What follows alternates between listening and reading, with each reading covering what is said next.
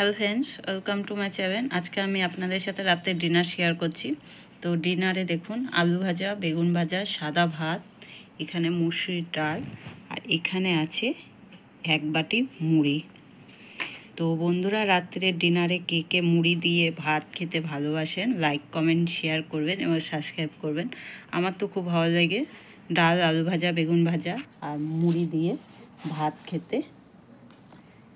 তো বন্ধুরা, এই হচ্ছে আমাদের বাঙালি নিরামিষ ভাত তরকারি রেসিপি রাতে ডিনারে।